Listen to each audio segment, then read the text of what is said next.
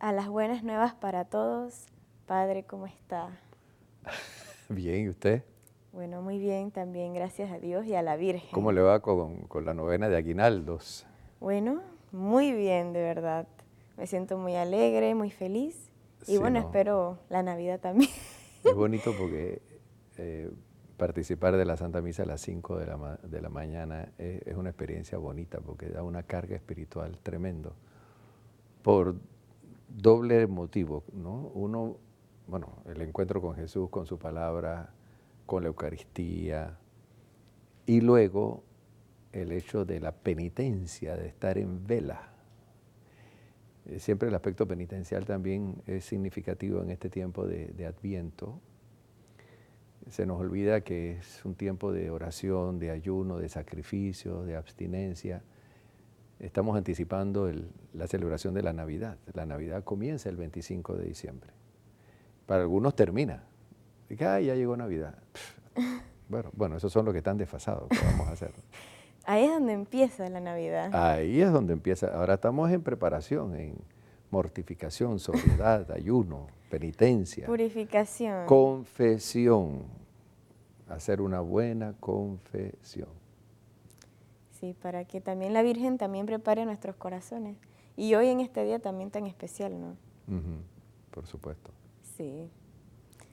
Bueno, vamos a seguir hablando del nacimiento del Señor porque el personaje principal de la Navidad es Jesús de Nazaret.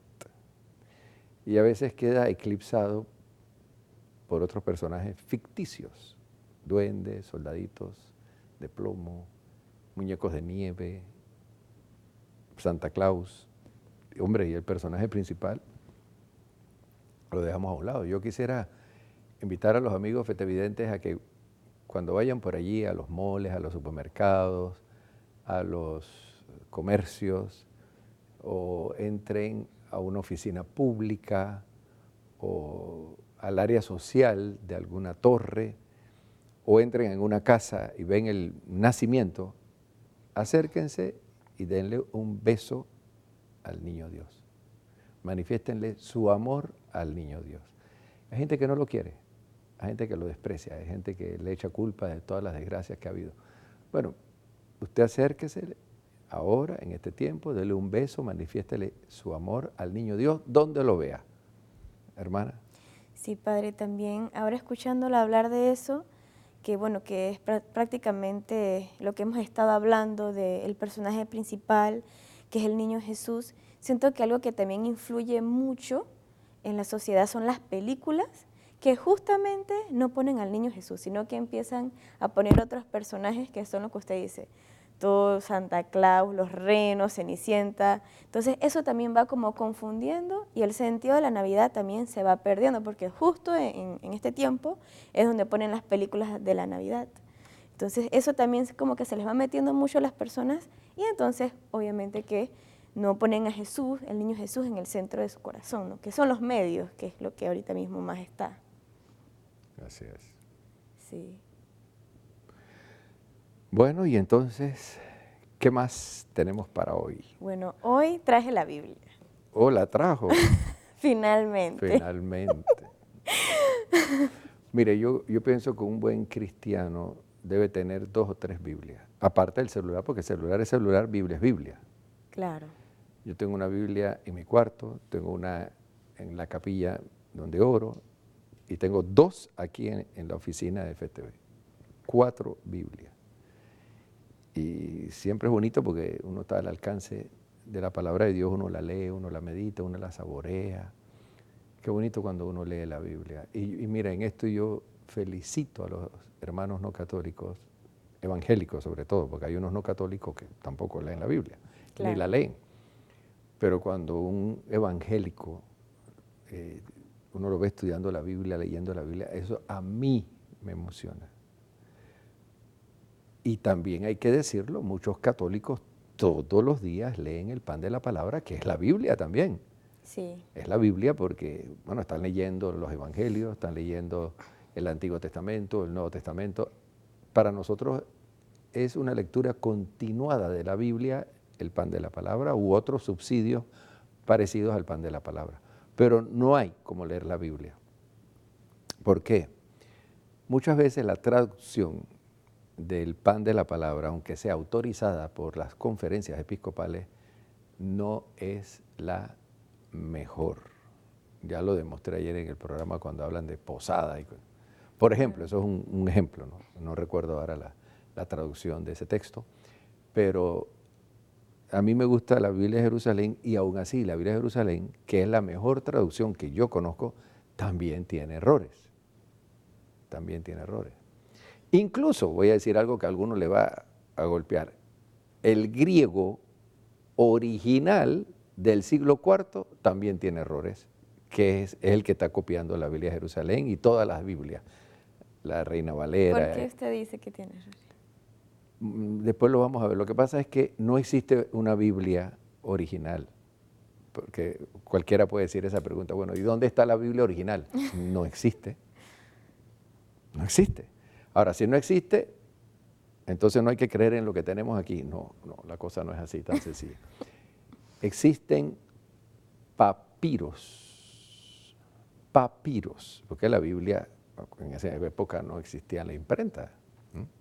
Entonces existen papiros, versiones, ¿no? Textos antiguos de un mismo evangelio en museos antiquísimos, que vienen de círculos distintos.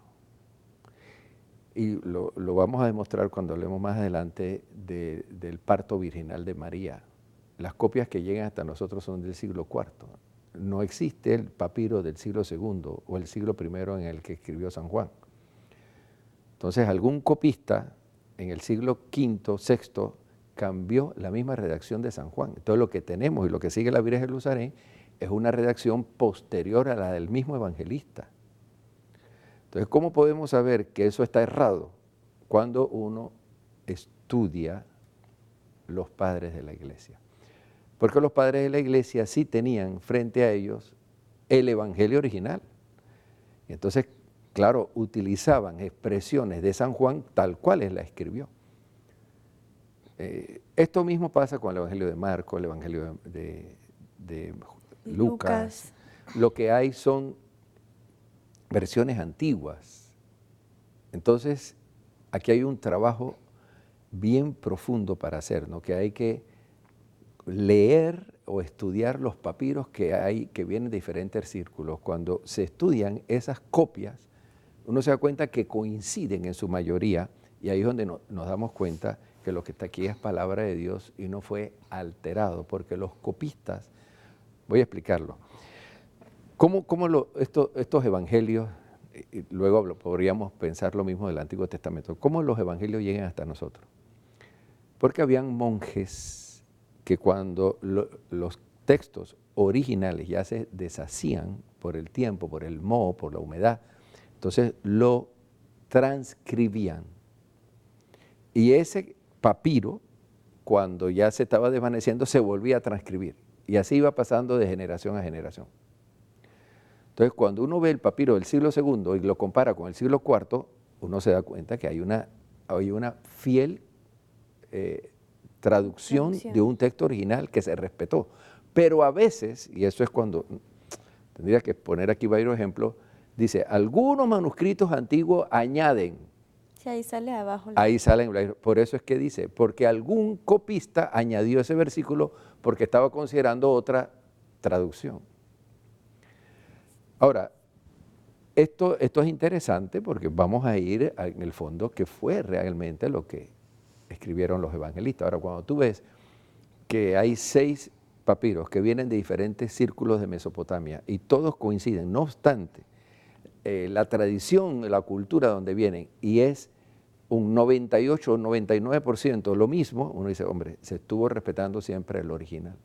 Claro.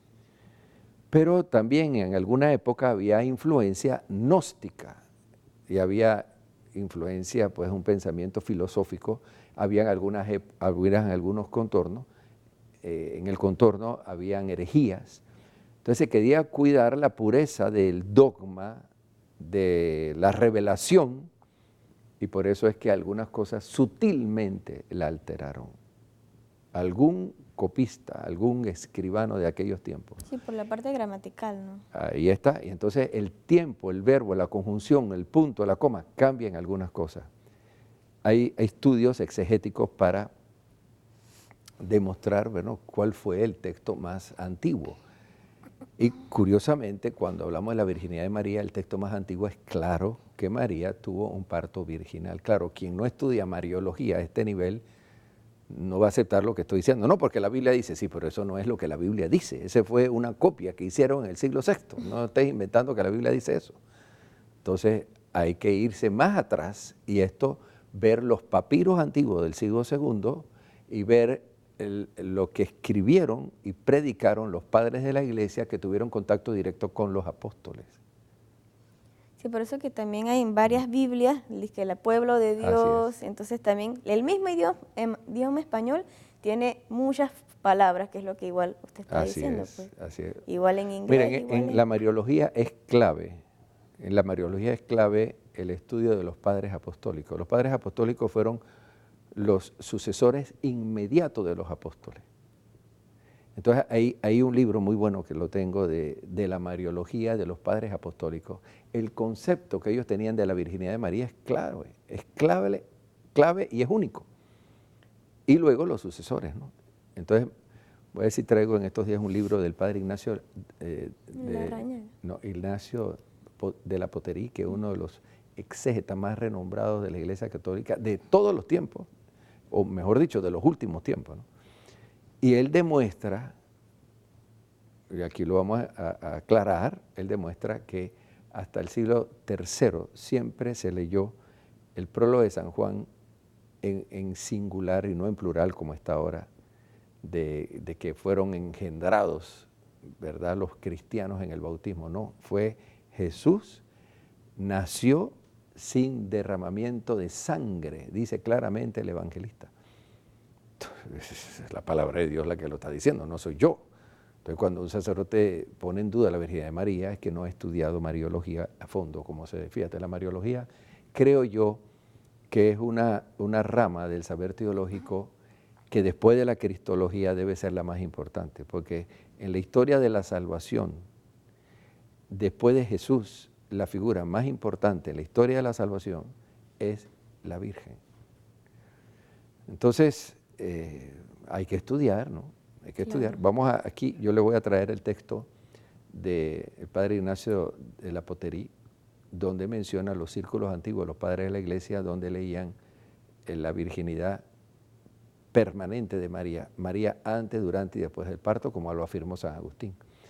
Y como lo dijo la misma Virgen en el Tepeyac. Pero vamos ahora a hablar sobre si Jesús nació o no en diciembre. Ese es otro. Bueno, padre, entonces eso lo podemos compartir más adelante. Vamos a un cambio y volvemos.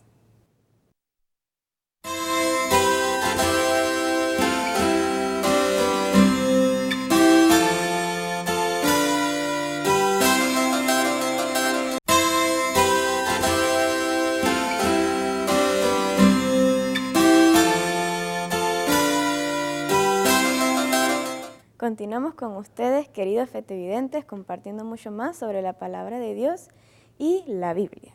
Padre, ¿qué texto vamos a compartir el día de hoy? Bueno, el texto clásico de la Navidad, hay dos que es conocido como el Evangelio de la Infancia. Está en Mateo 1 y 2 y Lucas 1 y 2, pero vamos a detenernos sobre, ayer hablamos de la casa que San José tenía en Belén, que lo dice San Mateo, ¿no? Sí, porque muchos piensan que no tenían familia y que fueron a una gruta y ya se acabó. Sí, pero ayer ya lo demostramos. Ahora vamos con el Evangelio de Lucas capítulo 2, que de esto del censo me gustaría hablar en otra ocasión. Claro. Y del año del nacimiento en el que Jesús nace, pues, el año el año en que Jesús nace según la historia. Vamos al capítulo 2, dice: por aquellos días salió un edicto de César Augusto, ordenando que se empadronase todo el mundo. Este primer empadronamiento tuvo lugar siendo gobernador de Siria Cirino. Iban todos a empadronarse cada uno a su ciudad.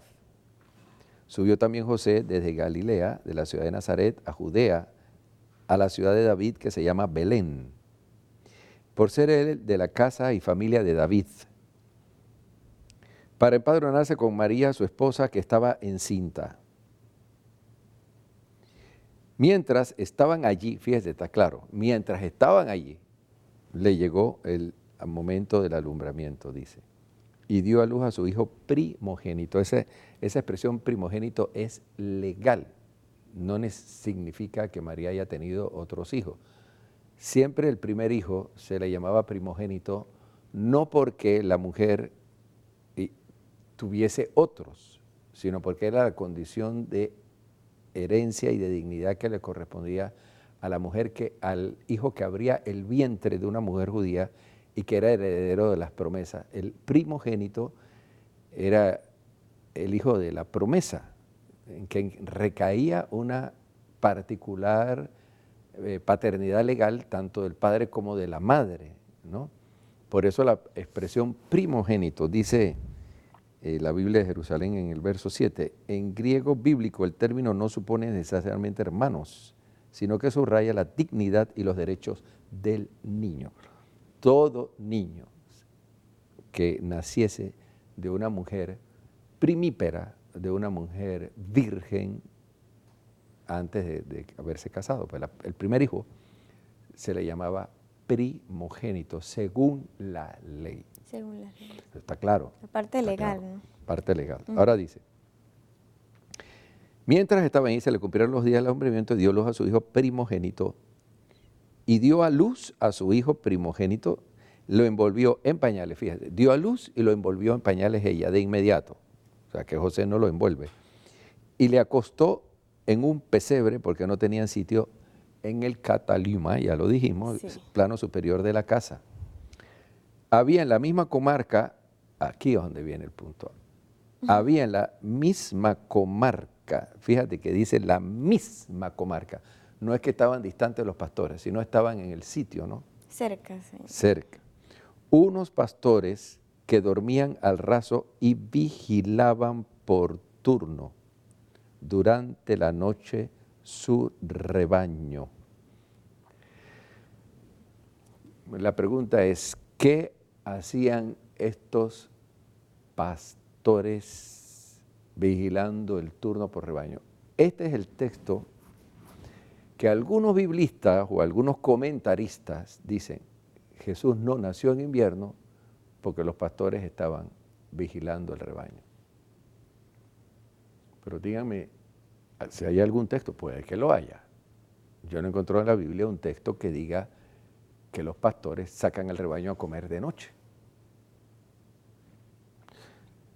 En Israel la costumbre y en los pueblos pastoriles es sacar los rebaños a comer durante el día. Nunca durante la noche, porque las ovejas no comen en la noche. Las ovejas están durmiendo. Es más, hasta las vacas están durmiendo en la noche. Exacto.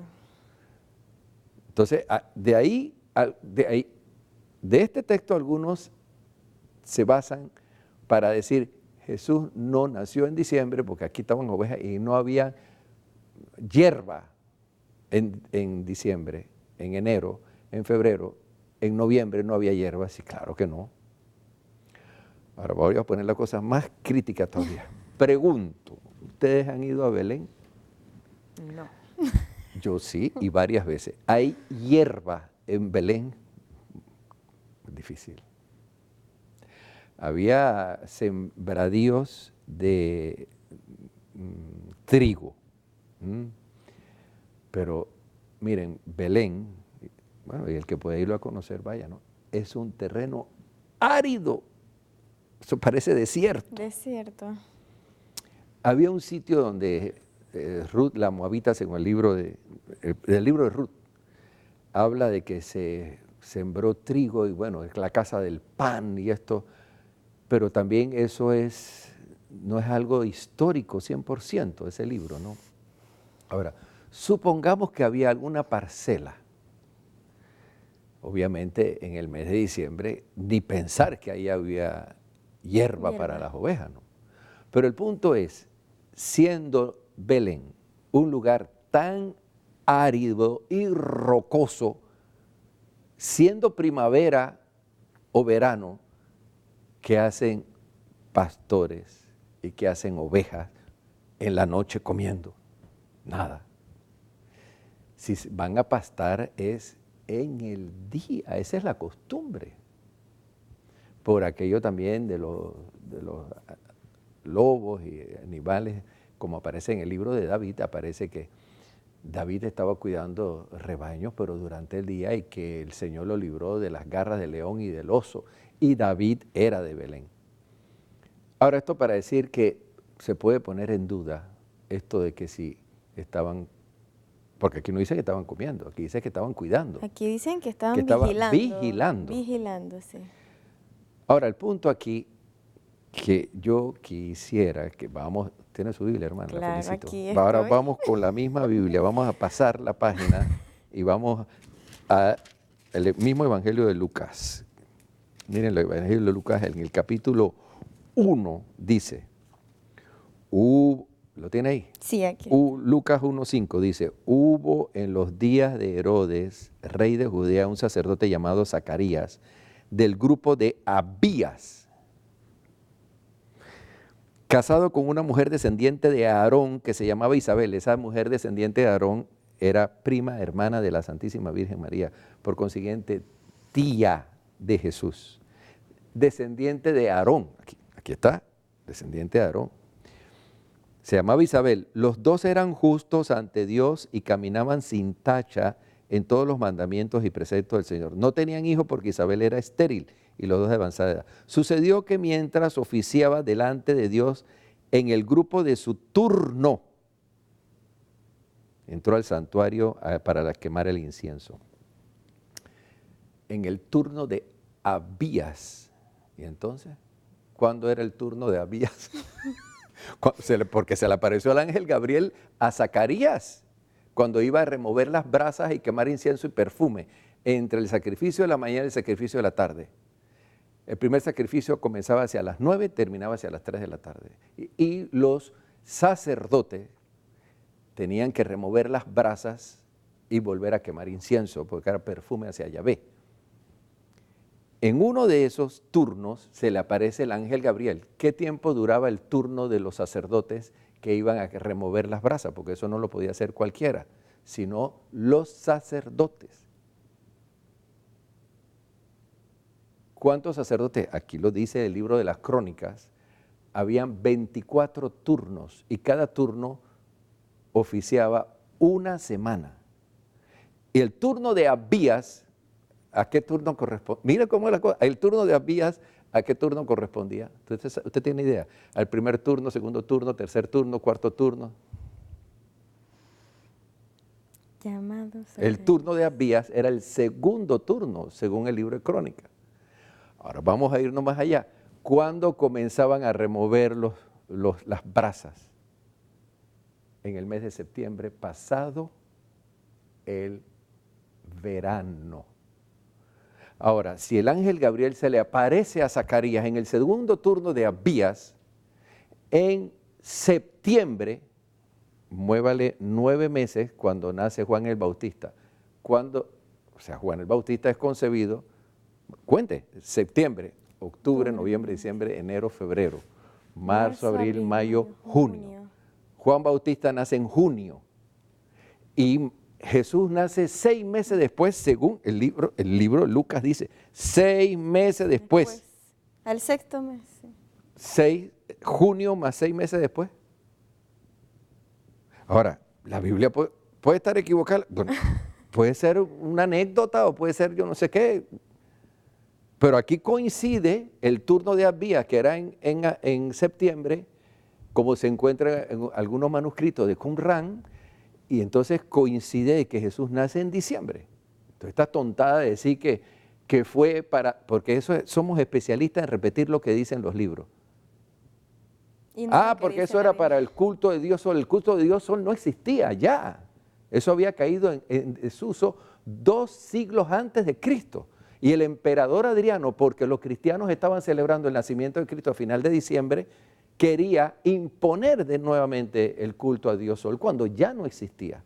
No existía el culto a Dios Sol. Entonces, esto para decir ahora, el punto es, bueno, ¿y qué hacían los pastores cuidando ovejas? Hay una oveja propia de Palestina, que es la aguasi, una oveja peluda, que da a luz labores de parto en el mes de diciembre. Todavía esa oveja para en el mes de diciembre. Entonces, es muy probable que estos pastores estaban cuidando el rebaño en labores de parto. Ayudando y cuidando. Porque en diciembre, enero, esas ovejas dan a luz, dan sus crías. Búscalo ahí en internet. La oveja aguasi, propia de Palestina, pare en el mes de diciembre y enero. Entonces, muy probable que no es que estaban con hierba, porque que no hierba. Había hierba tampoco. Entonces, poner a los nacimientos nieve no es errado, porque si Jesús nace en diciembre, caía nieve en diciembre y en enero hay un frío terrible, hasta 2, 3 grados bajo cero. Entonces, no podemos decir así de buenas a primeras, Jesús no nació en diciembre. Claro, ahora habrán muchas personas piadosas que están escuchando esto. Los otros que no escucharon toda la explicación que di, van a repetir. El padre Paco dijo que sí, pero entonces me van a disparar a mí porque no oyeron toda la explicación. Pero no importa, no importa. Yo lo que quiero decir es que no es tan fácil afirmar de que Jesús no nació en diciembre, porque aquí el turno de Abías, de Zacarías, es una prueba a favor. La otra es que el mismo culto que se quería instaurar del solsticio es una prueba a favor también del nacimiento de Jesús en diciembre. Y el evangelista San Juan pone a Jesús en una catequesis el 25 de diciembre. ¿Por qué? Y esto yo creo que alguna persona podrá decir, bueno, pero ¿por qué se omitió la fecha? Porque también está omitida. Es que en la época de Jesús, el 25 de diciembre, cuando Jesús estaba en vida, el 25 de diciembre era el día de la dedicación del templo de Jerusalén.